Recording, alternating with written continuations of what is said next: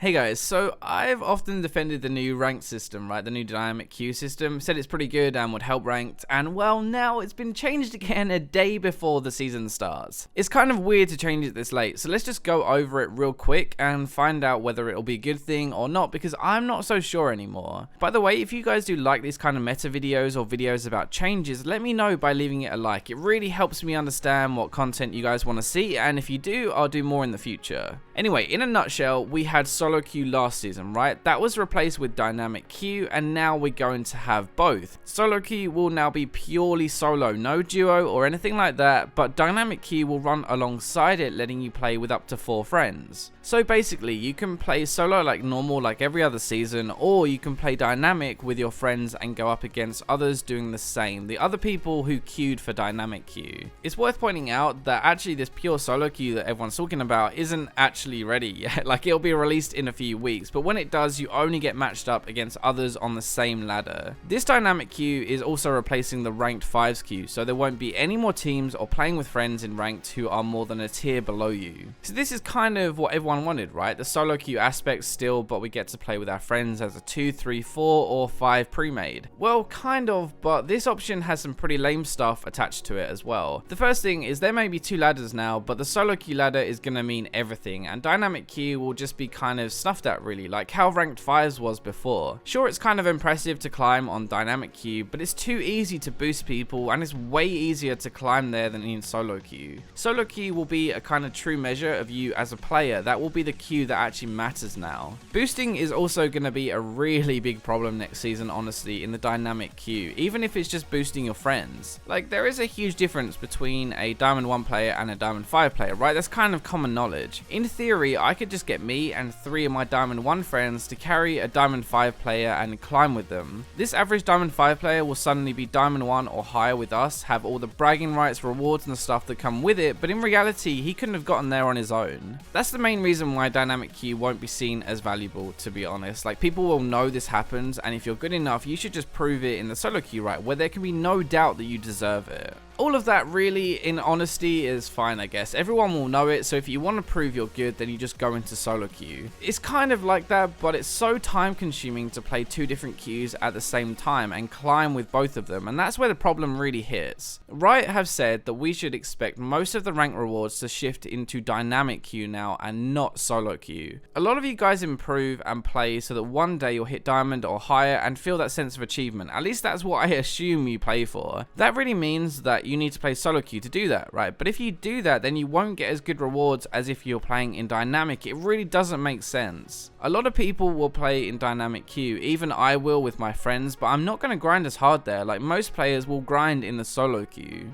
This new season isn't all bad though at all. In theory, we get the big new thing for ranked, which is the new champion select and queuing with your 2 priority roles, and that's a really good thing for either queue. It's just going to be a kind of shame if it does turn out this way. Obviously, it's just my predictions, but I'm pretty sure that I think most people will view the solo queue as your actual rating and dynamic queue as more of a fun queue. That is fine by me. It's just like replacing the ranked 5's team queue, right? It's kind of just like having dynamic queue instead of that now, but then it isn't fair to have most of the rewards shifted into dynamic if it's going to be easier. We'll see if it actually happens, but yeah, best of both worlds maybe? We'll have to see, but what do you guys think? Anyway, this video should get you up to speed with the new changes ready for tomorrow or whenever it actually happens. Right, I've said that the new season is going to start in 24 hours to 48 hours for everybody. Hopefully you enjoyed this video. If you did, leave a like, subscribe, share, comment, and I'll catch you in my next video.